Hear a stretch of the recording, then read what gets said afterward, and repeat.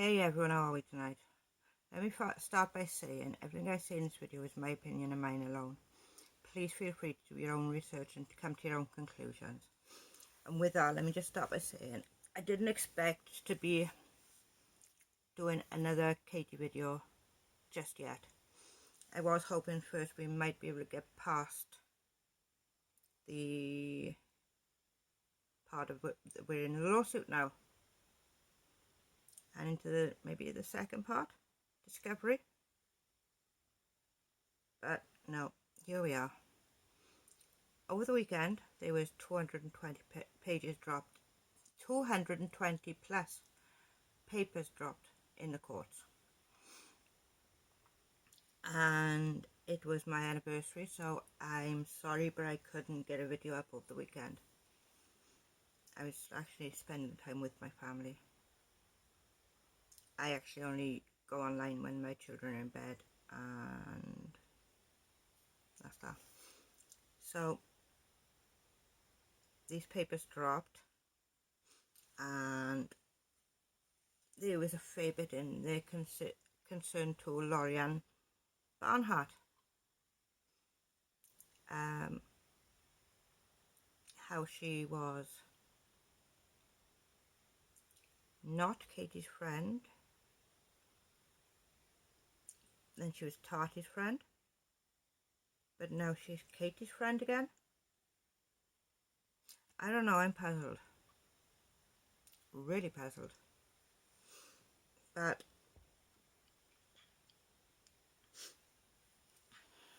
sorry about that.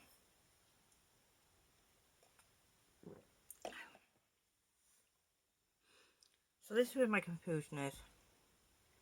Lorianne was talking to Michael Brown, Katie Joy's lawyer. Then she was talking to Salty, who is Tati's lawyer. Then these papers get dropped saying that Lorianne didn't know that she was talking to Salty.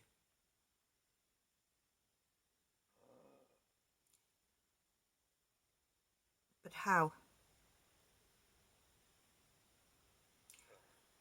What exactly did you think you were doing, Lorianne? Maybe taking out a new phone contract? Maybe a new internet service? I don't know. But you didn't think you were talking to him about Tati and Katie's case?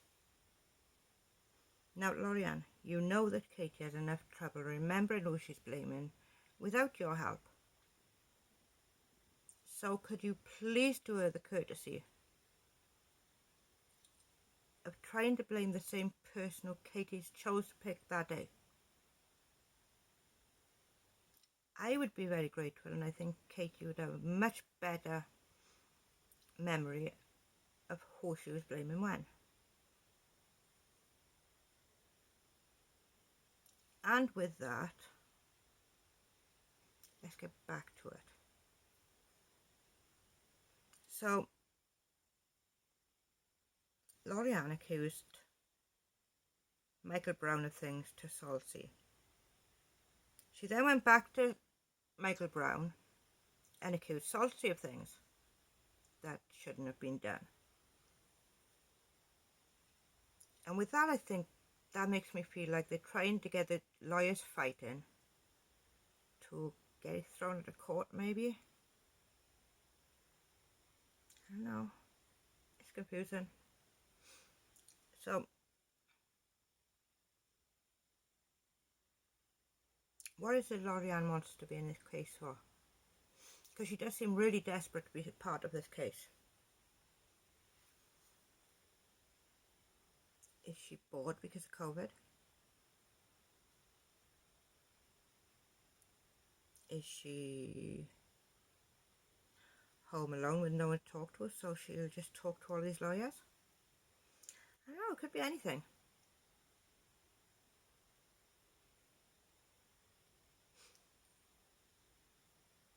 And then I think about the people who had threats.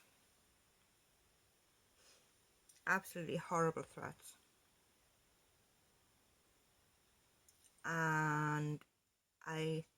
that Lorianne is behind them. Now, don't shoot me, but Lorianne has had people threatened before. She actually has a history of defending Katie with threatening behaviour.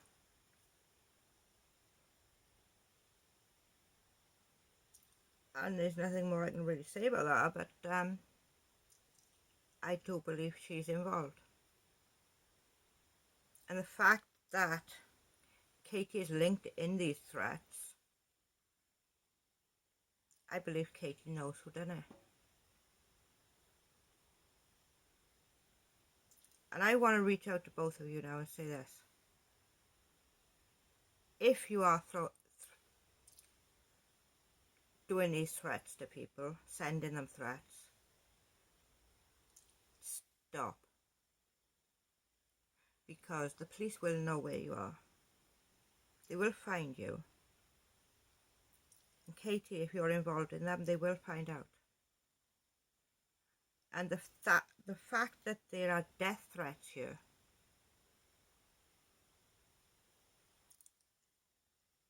could get you put behind bars. Because these kind of things, they're not good. You can't get away with threatening to kill someone. And you shouldn't either.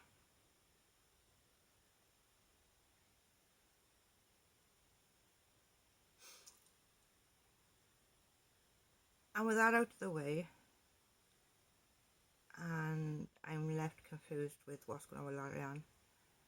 She seems to be trying everything it takes to get involved in this court case. Don't ask me why. She must be extremely bored. But she could be a victim too, I suppose. Maybe Katie could be taking advantage of her mental health and sort of manipulating her into doing these things. But I don't know. But before I go, I wanted to share something with Katie. I should have shared this in my last video with her, but it was already getting too long. Katie, it wasn't long ago that you were sharing your experience of the day your son survived. And when someone shared their story with you, in a bid to help you feel a little bit better, I would say, you beat her down. You may as well have a baseball bat and beat her around the head with it. Because the way that you went off on her was disgusting. And Katie, you're not the only person in the world whose children has been poorly. They may be poorly in a different way, but none of them are less important than the other. Let me tell you a little story about me, Katie, just so you understand me a little bit more. I gave birth to 4 children. The eldest is now 24. The youngest is 4. My firstborn, my beautiful girl, was born 5 weeks early. She was £5 13 ounces. My second born, my son, was 23 now. Was born 12 weeks prematurely.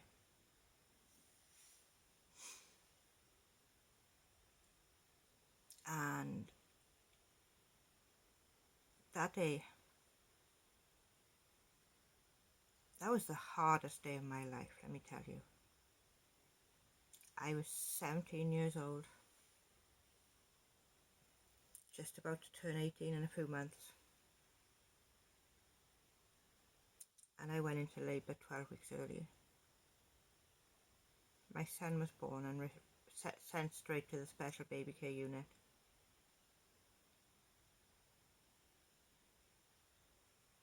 That day broke me for a very long time. For a very, very long time. But now, 24 years later, well, it will be 24 years later soon, my 2 pound 9 ounce baby is now a grown adult man.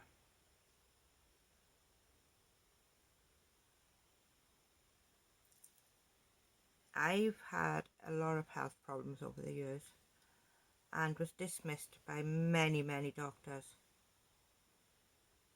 And whilst pregnant on my last baby, I found out that I was born with a condition called Ehlers-Danlos syndrome, which is a rare genetic condition. Probably not as rare as people think it is though. And I don't think of the bad times anymore. My son is alive. I am so lucky for that. And yet I went through hell and back when it happened. But for the last 2 years I've been in a wheelchair.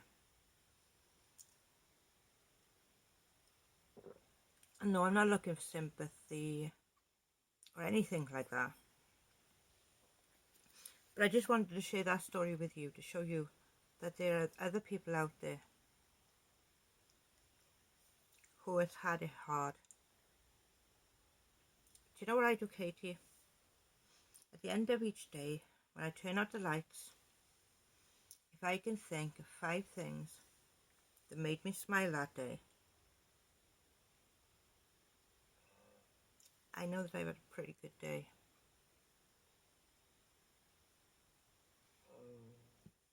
Excuse me.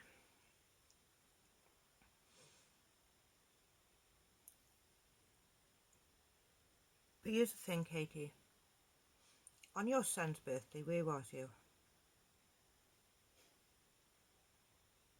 You was on YouTube, and you was on Twitter, and you was on Instagram. And you're missing out on these times. And one day you're going to look back and you realise just how much you missed. Believe me, I've heard so many women say it. People who chose their career before their children. People who just went through life so quickly they didn't stop just for the little heartbeats.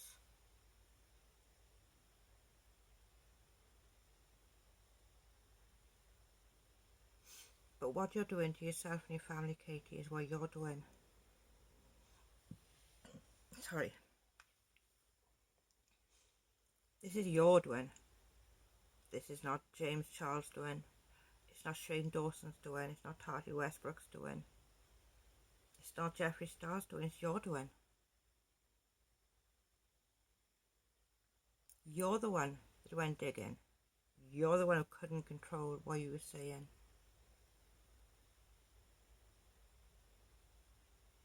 You're the one who needs to be the best. You tell people to stop and breathe, when that's the one thing that you just don't do. You don't stop. You don't breathe for a moment.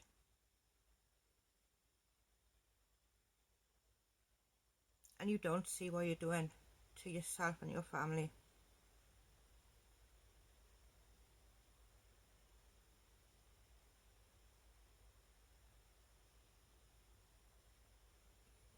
Step back, Katie, take a breath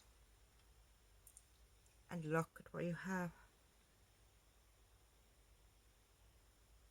And stop digging on people, for God's sake.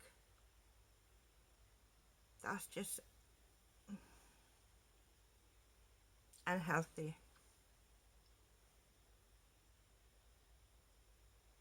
Tell your pit bulls to back off.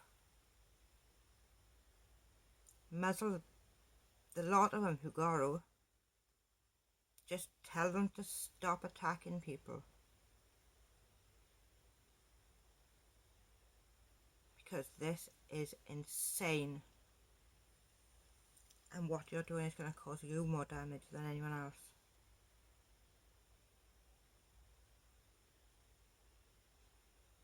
One day you're going to wake up and you're going to realise how much you've missed. And maybe it'll all be gone because of this court case. Maybe by doing what you've done, you've already thrown it all away. I hope not. I hope that somehow this is fixable for you and for your family. Because no matter what happens in this court case, it's probably going to leave an impact on your life for a very long time.